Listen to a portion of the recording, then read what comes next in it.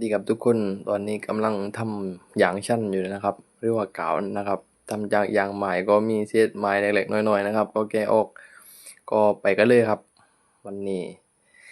เรียบร้อยเลยนะครับตอนนี้ดิดแล้วครับแต่ยังไม่รู้ว่าเป็นแบบผือมาดู